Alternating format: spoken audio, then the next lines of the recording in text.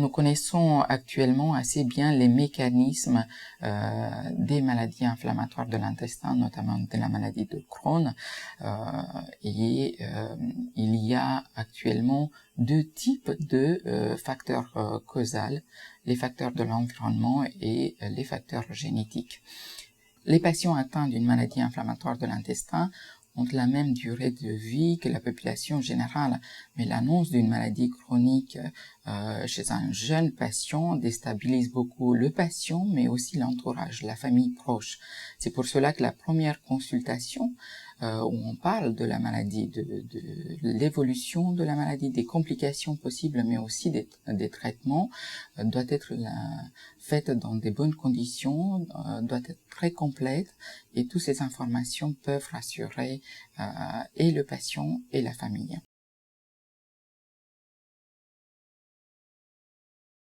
La prise en charge des maladies inflammatoires de l'intestin est en cours d'évolution.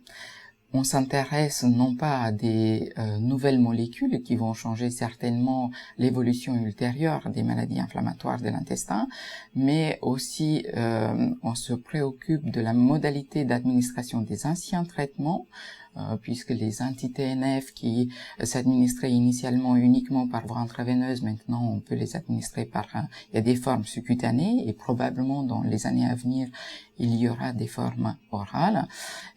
Mais aussi on réfléchit beaucoup à la prise en charge globale des patients. S'il y a quelques années, on avait démontré qu'un traitement à la demande dans les maladies inflammatoires de l'intestin ne donne pas les mêmes résultats qu'un traitement continu, maintenant on est en train de réfléchir à un traitement cyclique, c'est-à-dire proposer des traitements à des patients, obtenir une rémission durable et par la suite arrêter le traitement et surveiller le patient par des marqueurs non invasifs qui vont nous permettre de diagnostiquer la reprise de la maladie avant qu'elle soit symptomatique et donc de reprendre un traitement.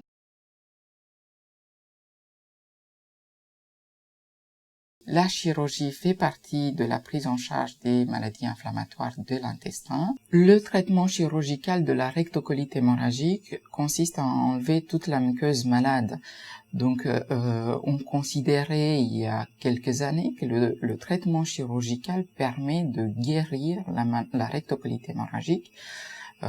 Mais malheureusement, les conséquences après cette chirurgie peuvent nécessiter la reprise des traitements anti-inflammatoires de type immunosuppresseur ou anti-TNF dans une proportion très réduite des cas. C'est pour cela qu'on peut plus se permettre de dire que le traitement chirurgical de la rectocolite hémorragique guérit la maladie.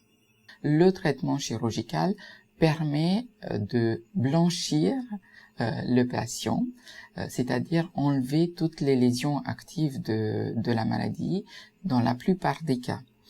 Cela nous permet d'enlever, de réséquer des lésions très sévères, compliquées d'une sténose, d'une fistule, et de nous permettre d'instaurer quelques mois plus tard, ou parfois quelques années, d'autres traitements pour maintenir la rémission de la maladie.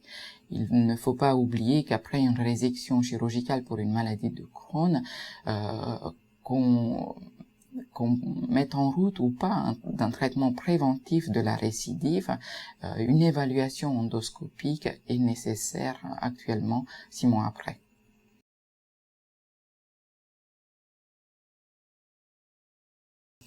Les traitements actuels de la maladie peuvent s'administrer en majeure partie à domicile, non pas uniquement les corticostéroïdes, les immunosuppresseurs, mais maintenant on dispose des anti-TNF qui s'administrent en subcutané et qui peuvent être administrés au domicile du patient. Les patients doivent être éduqués, doivent avoir une éducation thérapeutique, et c'est cette éducation thérapeutique qui leur permet d'être compliants et qui nous permet d'avoir une très bonne prise en charge globale de celui-ci.